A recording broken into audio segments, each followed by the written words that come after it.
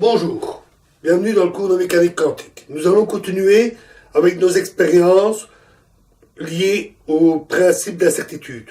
Donc maintenant, on aimerait bien mesurer l'impulsion.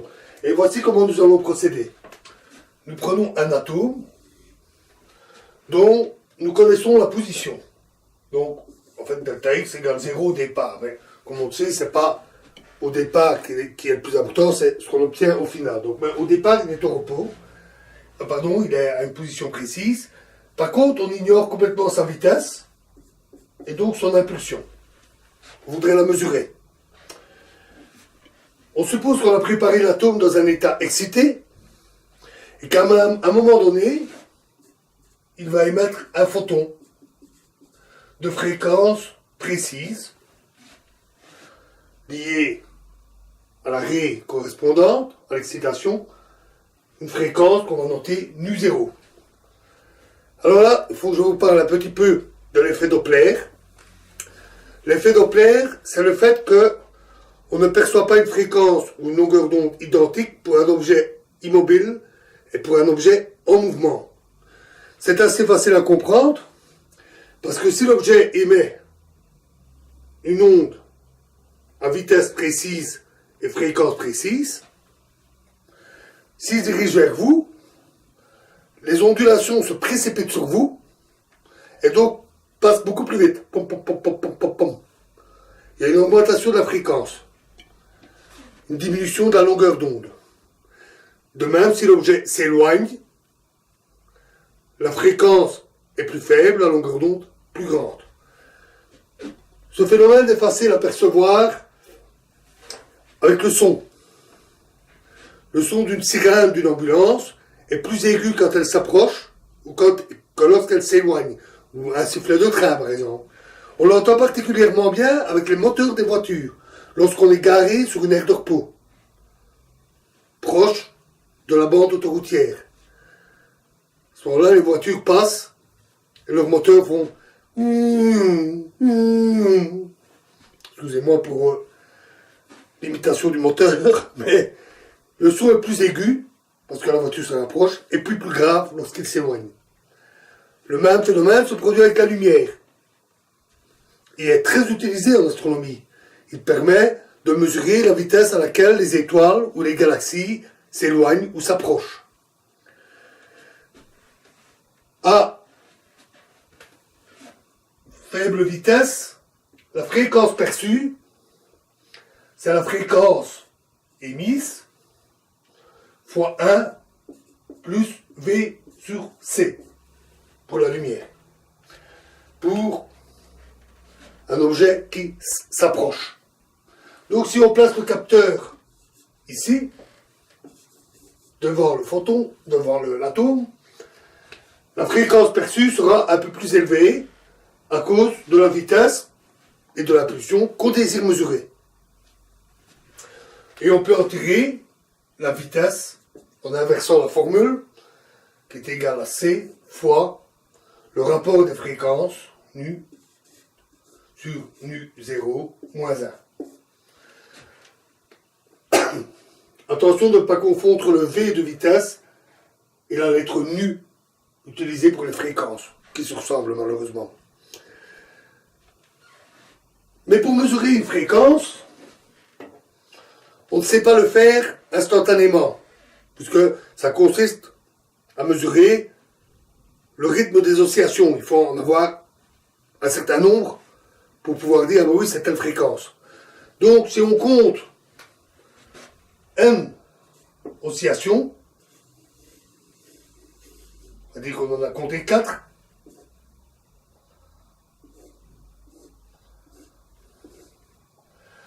on aura une précision sur la durée, on va noter taux, qui est environ une demi.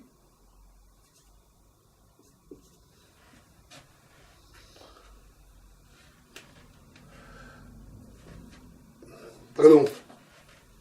N ne peut être mesuré qu'à plus ou moins un demi. Parce que on compte les top, mais Est-ce qu'on est au début du top ou à la fin du top? Donc, c'est plus ou moins 1,5. Donc, une fréquence ne peut être mesurée qu'à plus ou moins 1,5. Et comme la durée, c'est n fois, donc taux est égal à n fois la fréquence, eh bien, la précision sur la mesure de la fréquence, elle est donnée par 1 sur taux.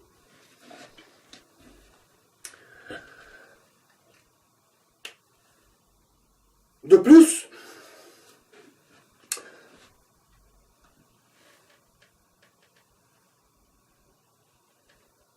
lorsque le photon est émis, on le capte, on l'utilise, mais à quel moment est-ce qu'il est émis? Dans notre appareil, il donne le résultat sur une durée taux. Il y a une imprécision sur l'instant où le photon est émis. Si on essaie d'être plus précis, on perd la fréquence.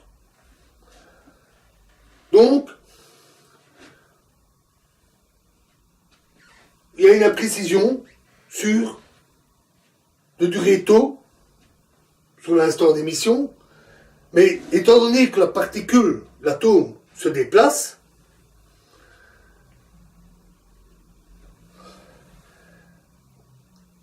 pendant ce temps, il va se déplacer. Alors pourquoi il se déplace? Parce que lorsque le photon est émis, il emporte une partie d'impulsion et l'atome recule. C'est un phénomène de recul, comme avec les canons ou les fusils. Vous tirez vers l'avant, le canon ou le fusil recule vers l'arrière. Avec un fusil, attention à votre épaule. Et l'impulsion, c'est du photon, c'est H sur lambda, on l'avait vu, donc H nu sur C. Et donc la vitesse, parce que c'est l'impulsion de l'atome aussi, dans l'autre sens, la vitesse de l'atome, c'est H nu sur MC. M étant la masse de l'atome, bien entendu. Et donc, pendant cette période tôt, il s'est déplacé. Il s'est déplacé d'une distance que nous ne connaissons pas. Donc, delta X va être égal à H nu tau sur MC.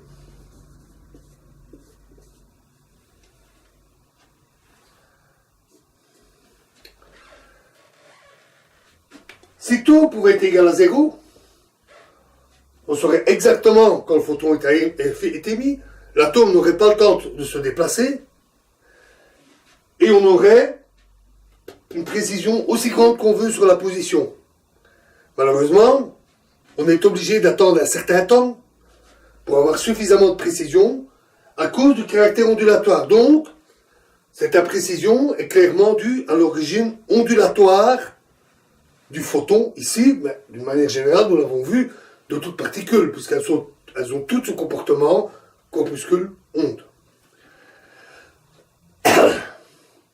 On peut calculer delta P, la précision sur la mesure de l'impulsion, puisque c'est aussi notre but, c'est m fois la précision sur la vitesse, c'est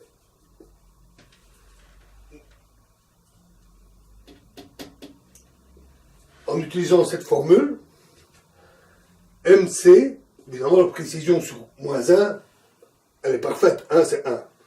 Donc c'est MC fois delta nu sur nu 0. Donc la précision sur la fréquence. Et ça, nous l'avons calculé. Donc c'est MC sur nu 0 tau. Alors ici, on a nu, et là on a nu 0, mais si vous considérez des vitesses raisonnables, les deux fréquences sont très proches. La différence n'est pas énorme. Ce n'est vraiment que si on a des vitesses relativistes extrêmement élevées, qu'on a des écarts On pourrait faire un calcul plus complet utilisant la relativité. Je vais vous éviter des calculs pareils. Donc, on considère que nu et nu0 sont presque identiques et on trouve que delta x fois delta p environ égale à 1. Environ égale à h, la constante de Planck. On retrouve notre résultat. On ne trouve pas mieux cette fois-ci. En utilisant cette méthode, on obtient ces incertitudes qui obéissent là aussi, pas de surprise, au principe d'incertitude de Heisenberg. Avec un petit plus ici, c'est que clairement, c'est la nature ondulatoire qui nous joue des tours. Les particules ont de toute évidence une nature ondulatoire, même si ce n'est pas tout à fait des ondes classiques. Ce n'est pas toujours des vagues, on l'a vu. Les impacts des électrons sont toujours bien localisés. Ceux d'un photon aussi d'ailleurs. Avec une lumière très faible et une caméra CCD, Charge Couplet Device. Ce sont des caméras ultra sensibles, utilisées d'ailleurs aussi en astronomie. On peut capter les photons 1 à 1. Et avec une lumière très faible, là aussi, les impacts des photons sont bien localisés. Un peu aléatoires. Comme nos électrons dans l'expérience de Young. Donc, cette nature ondulatoire qui semble universelle pour toutes les particules est la cause de ce phénomène. Ça répond, au moins en apparence, au moins dans un premier temps, à la question que nous étions posée. Est-ce que cette imprécision est due à nos limites techniques, avec des lois qui nous empêchent d'être plus précis? Auquel cas d'ailleurs la physique la nature serait particulièrement perverse, puisqu'elle aurait des lois physiques qui se liguent pour nous empêcher de mesurer de façon suffisamment précise, quelle que soit notre imagination et notre astuce. Tandis qu'ici, il semblerait plutôt qu'en réalité, ce caractère incertain soit lié au caractère ondulatoire des particules. Et nous verrons d'ailleurs qu'il y a un lien et une relation de cet ordre avec les ondes.